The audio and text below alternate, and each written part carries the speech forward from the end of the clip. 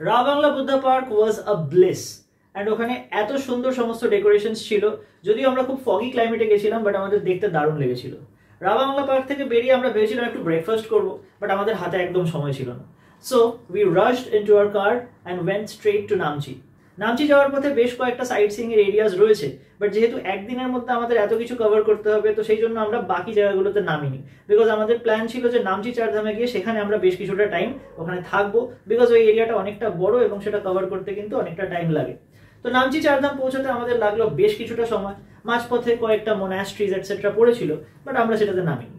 Finally যখন আমরা নামচিতে গিয়ে পৌঁছালাম, সেখানকার ওয়েদার দেখে তো আমাদের দারুণ লাগলো। এটা অনেকটা আমাদের কলকাতার ইকো পার্কের মতো, যেমন সেখানে 7 ওয়ান্ডার্স অফ দ্য ওয়ার্ল্ড এর আমরা মিনিয়েচার ভার্সনস দেখতে পাই, ঠিক সেরকমই নামচি চারধামে কিন্তু এই 4টে ধাম এবং তার সঙ্গে সঙ্গে আরো বেশ কিছু মন্দিরের মিনিয়েচার ভার্সনস রয়েছে। ঠিক আছে, তার মধ্যে রয়েছে বেশ কয়েকটি জ্যোতির্লিঙ্গ। সো সেই এক্সপিরিয়েন্সটা আপনাদের সাথে শেয়ার করব। দেখুন, কুয়াশাচ্ছন্ন রাস্তার মধ্যে দিয়ে এগিয়ে চলেছে আমাদের গাড়ি। উদ্দেশ্য তাড়াতাড়ি নামচি পৌঁছানো। তবে রাস্তা এত সুন্দর যে মাঝে মধ্যে ডেস্টিনেশনের কথা ভুলে গিয়ে স্রেফ জার্নিটা মনে রাখতে ইচ্ছা করছে। কিছুক্ষণের মধ্যেই আমরা রাবাংলা থেকে পৌঁছে গেলাম নামচি।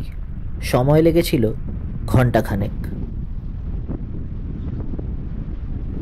নামচি ঢুকতেই সেই একই পাহাড়ি স্থাপত্য, পাহাড়ি বাড়ি এবং অন্যান্য সেই সমস্ত ফিচার্স চোখে পড়ল যেগুলো এইখানকার প্রায় সমস্ত পাহাড়ি শহরে বা গ্রামে দেখা যায়।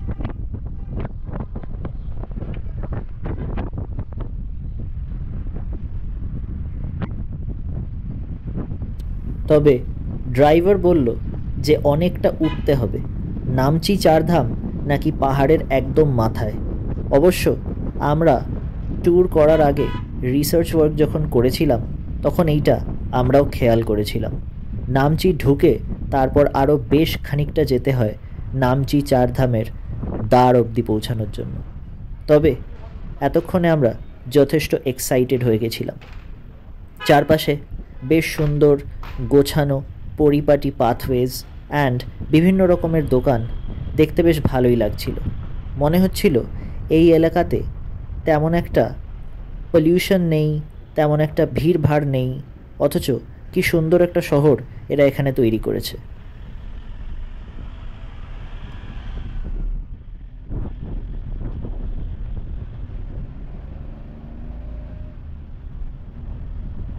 বেশ কয়েকটা হোটেল চোখে পড়ল গাড়ির থেকে।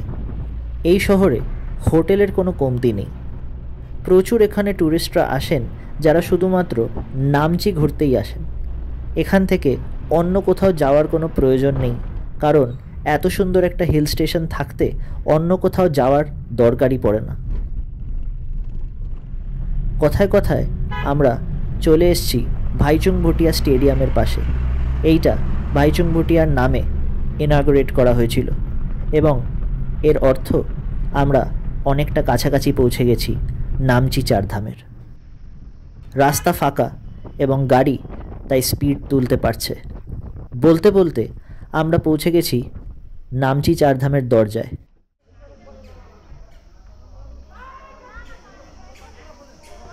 গাড়ির সংখ্যা দেখে আন্দাজ করা যায় যে ভেতরে লোক নেহাত কম হবে না। আমরা এগিয়ে চললাম টিকিট কাউন্টারের দিকে।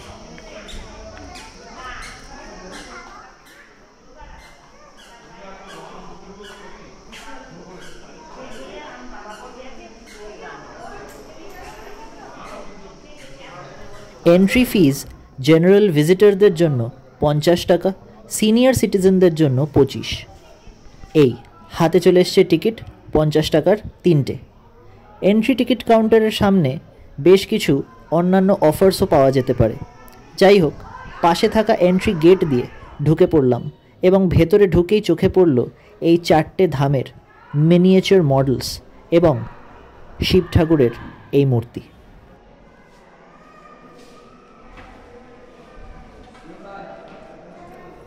মন্দির হওয়ার সঙ্গে সঙ্গে এটি একটি মিউজিয়ামও বটে।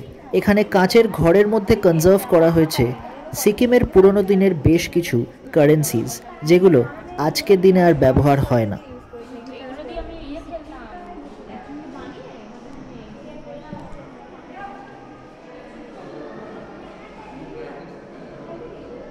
ঢোকার পথে চোখে পড়ল এই চার্ট, যেখানে অথরিটিসরা লিস্ট ডাউন করে রেখেছে যে এই জায়গা ভিজিট করতে প্রত্যেক মাসে কতজন ন্যাশনাল এবং ইন্টারন্যাশনাল ট্যুরিস্টস আসেন। সংখ্যাটা নেহাত কম নয়।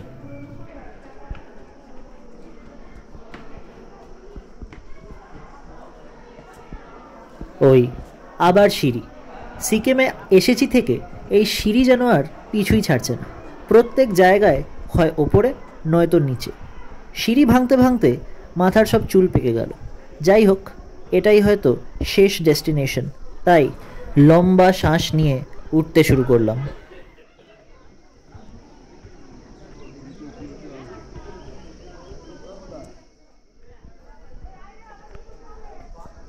ডান দিকে জুতো জমা রাখার কাউন্টার রয়েছে।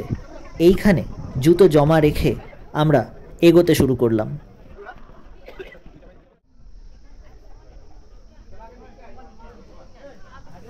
নামচির মেন সিটি থেকে প্রায় 5 কিলোমিটার দূরে সোলোফক হিলের ওপরে অবস্থিত সিদ্ধেশ্বর ধাম বা চারধাম।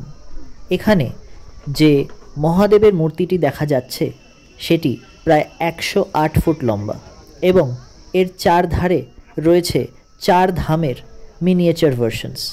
4 ধামের মধ্যে ইনক্লুডেড আছে ওয়েস্ট সাইডের দ্বারকা, ইস্ট সাইডের জগন্নাথ টেম্পল, নর্থ সাইডের বদ্রীনাথ টেম্পল এবং সাউথ সাইডের রামেশ্বরম টেম্পল। এছাড়াও এর মধ্যে রয়েছে 12টি জ্যোতির্লিঙ্গ। সুতরাং যদি নামচিতে আসেন তাহলে এইটা কিন্তু মাস্ট ভিজিট জায়গা।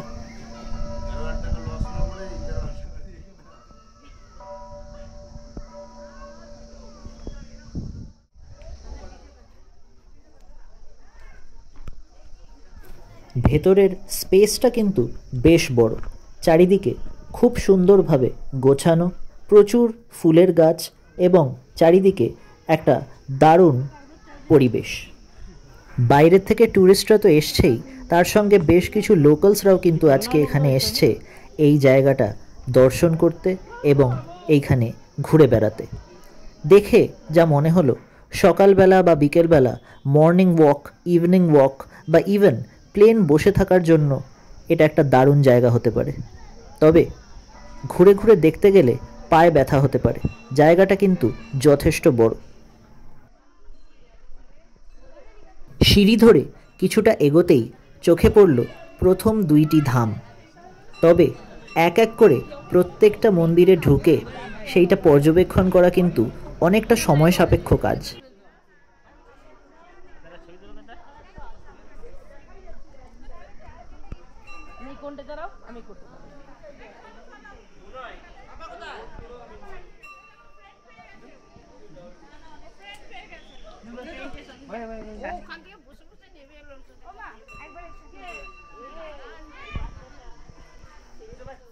এই যে পৌঁছে গেছি রামেশ্বরম ধাম। সাউথ সাইডে প্রত্যেক বছর হাজারে হাজারে পিলগ্রিমসরা যায় এই পিলগ্রিমেজ সাইট ভিজিট করতে। তবে এই স্বাদ এইখানে পাবো তা কখনো ভাবিনি। ভেতরে ঢুকতেই চোখে পড়ল কি সুন্দরভাবে অরিজিনাল মন্দিরের সমস্ত কারুকাজ তুলে ধরার চেষ্টা করা হয়েছে এবং এখানে রয়েছে অরিজিনাল রামেশ্বরম ধাম সম্পর্কে বেশ কিছু তথ্য। সামনে মন্দিরের ঘণ্টা বাজিয়ে অনেকে দেখলাম প্রবেশ করছে, তাই আমিও ভাবলাম একবার ঘণ্টাটি বাজিয়ে নেওয়া যাক।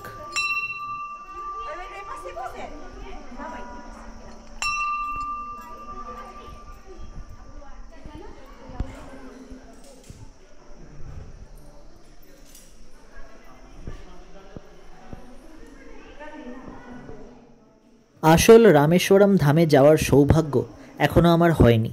তবে এইখানে এসে এই মন্দিরের অসম্ভব শৈল্পিক নৈপুণ্য দেখে আসল রামেশ্বরম ধাম যাওয়ার ইচ্ছাটা বাড়ল বই কমল না। দেখা যাক, যদি ভবিষ্যতে সেই সৌভাগ্য কোনো দিন হয় তাহলে সেই জার্নি আপনাদের সঙ্গে নিশ্চয়ই শেয়ার করব। দেখুন, ঈশ্বরে বিশ্বাস প্রত্যেকের নিজের নিজের। তবে I firmly believe that journeys bring you closer to God. এই যাত্রায় শেষ দিনে এমন একটা দারুণ জায়গায় আসতে পারবো এটা আমি ভাবতেও পারিনি।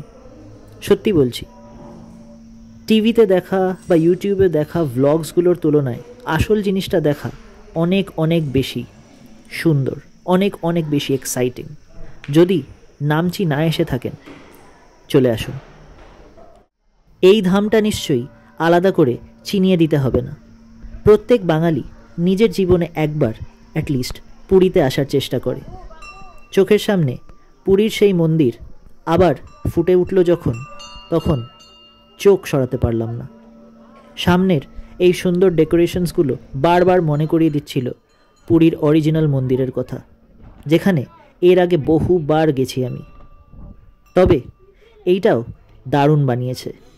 ওপরের ঘণ্টায় হাত দিয়ে ভেতরে যখন প্রবেশ করলাম, দেখলাম ঠিক পুরীর মন্দিরের মতোই এখানে লোকেরা বিভিন্ন মানত নিয়ে চারপাশে দড়ি বেঁধে রেখেছে, ঠিক যেরকমটা আসল মন্দিরে করে। পুরীর মন্দিরে যখন গেছিলাম, সেখানে একটা গাছ ছিল যেখানে লোকেরা এরকমভাবেই সুতো বা ধাগা বেঁধে নিজেদের মনস্কামনা জানাতো। ওখানকার একজন পান্ডা আমাকে বলেছিল যে যখন সেই মনস্কামনা পূরণ হয়, তখন নাকি সেই ধাগা নিজে থেকেই গাছ থেকে খুলে পড়ে যায়। এ এক আশ্চর্য অলৌকিক ঘটনা। তবে কেন এ ঘটনা ঘটে তা কেউ জানে না। পুরীর সম্পর্কে এরকম অনেক লোককথা আছে যার কোনো এক্সপ্লেনেশন নেই। তবে আজ সেসব বলার দিন নয়। এই সুন্দর মিনিয়েচার টেম্পলটা দারুণ লাগছে আমার, এবং আগেরটার মতোই এখানেও জগন্নাথ পুরী ধাম সম্পর্কে বেশ কিছু তথ্য দেওয়া। লাইটিং, স্কাল্পচার এবং সমস্ত রকমের ডিজাইন অসাধারণ। এই আমাদের তৃতীয় ধাম, বদ্রীনাথ টেম্পল। 4টি ধামের মধ্যে one of the most difficult places to visit. তা সত্ত্বেও প্রত্যেক বছর প্রায় 10 লক্ষেরও বেশি পিলগ্রিমস, ভক্ত এখানে আসে একবার এই মন্দিরটা ভিজিট করার জন্য। আসল মন্দিরটি অবস্থিত উত্তরাখণ্ডের চামোলি জেলার বদ্রীনাথ শহরে।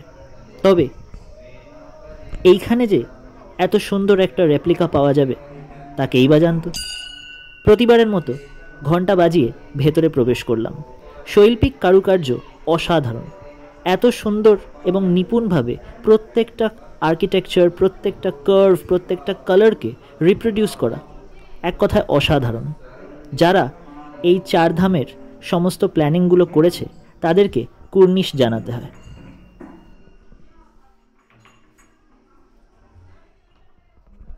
আগেন এখানে বদ্রীনাথ ধাম সম্পর্কে বেশ কিছু জরুরি এবং গুরুত্বপূর্ণ তথ্য দেওয়া রয়েছে।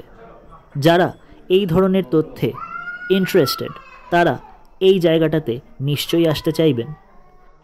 বদ্রীনাথ টেম্পল আমাদের ঐতিহ্যের একটা খুব গুরুত্বপূর্ণ অঙ্গ।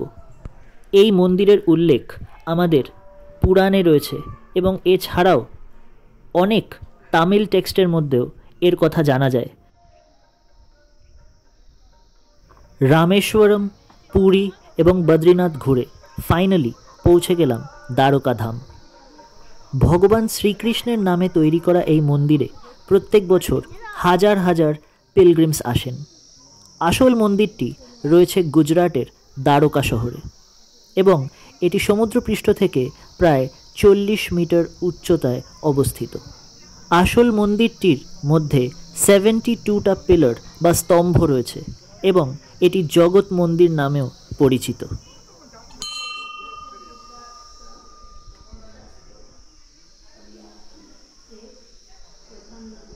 কি আর বলবো, প্রত্যেকবারই এক একটা মন্দিরে ঢুকে আমি যার পর নাই অবাক হচ্ছি।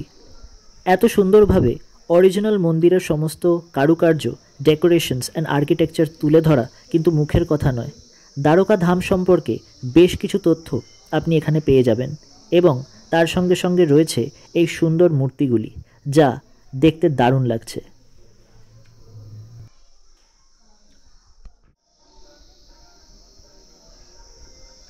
চার ধাম কভার করার পর ভাবলাম এখানে অবস্থিত বাকি সমস্ত মন্দিরগুলো একবার ঘুরে দেখা যাক। এটাই যেহেতু আমাদের লাস্ট ডেস্টিনেশন, তাই বেরোনোর তেমন একটা তাড়া নেই। শুধু লাঞ্চটা করতে যা একটু দেরি হবে।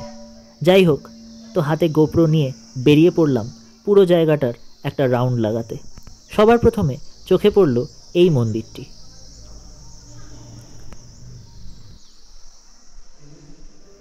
ভেতরের স্পেসটা দেখুন খালি, এখানে আরামসে 150 থেকে 200 জন লোক ধরে যাবে।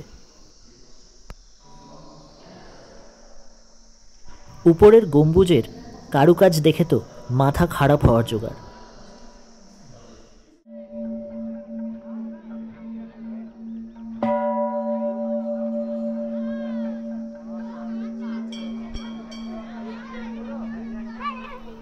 কথায় কথায় পৌঁছে গেছি মহাদেবের মূর্তির একদম সামনে।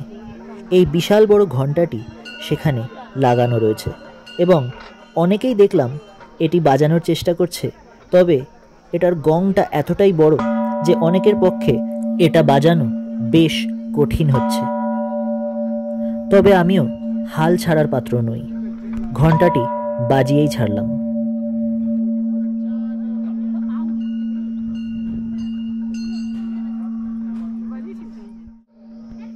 ডান দিকে বাঁদিকে যে মন্দিরগুলো দেখছেন সেইগুলো জ্যোতির্লিঙ্গ। তবে এইবারে আমি উঠতে চলেছি আসল মূর্তিটির পাদদেশে। যত ধীরে ধীরে উঠছি ততই বুঝতে পারছি যে মূর্তিটি আসলে কতটা বড়। মহাদেবের মুখশ্রীর স্নিগ্ধতা আমায় মুগ্ধ করেছে, তবে আর উঠতে পারছি না, বেশ কষ্ট হচ্ছে। তবে এর থেকে অনেক কম কষ্টে স্ক্রিনের নিচে ডান দিকে থাকা সাবস্ক্রাইব বাটনটাতে প্রেস করা যায়। তবে অপেক্ষা করছেন কেন? এইটুকু সাহায্য তো করতেই পারেন।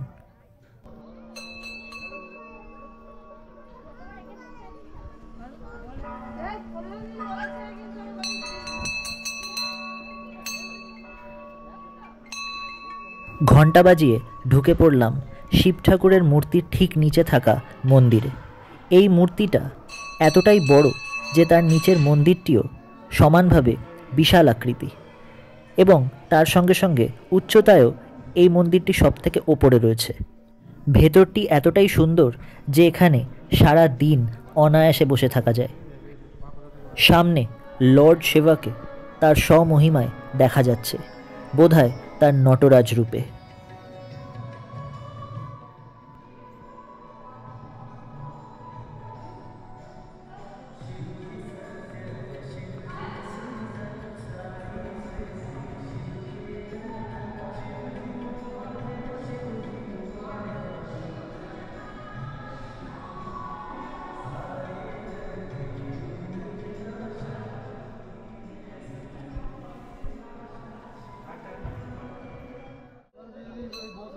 এইখান থেকে আপনারা পেয়ে যাবেন এই পুরো নামচি চারধামের একটা দারুণ এরিয়াল ভিউ।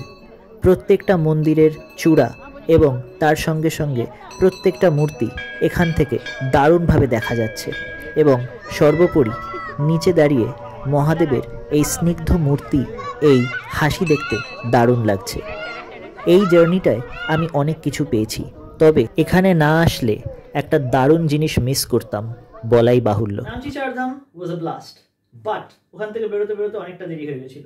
আমাদের এখনো লাঞ্চ হয়নি এবং রাত্রের মধ্যে আমাদেরকে পৌঁছাতে হবে নিউ জলপাইগুড়ি। তো আমরা তাড়াতাড়ি লাঞ্চ শেষ করে উঠে পড়লাম গাড়িতে এবং গাড়িতে করে আমরা রওনা হলাম নিউ জলপাইগুড়ির উদ্দেশ্যে। নিউ জলপাইগুড়ি পৌঁছাতে পৌঁছাতে আমাদের বেশ খানিকটা রাত হয়ে গেছিল এবং লাস্টলি তো আমরা স্টেশনই খুঁজে পাচ্ছিলাম না, বাট সেটা পরে কোনো দিন শেয়ার করবো।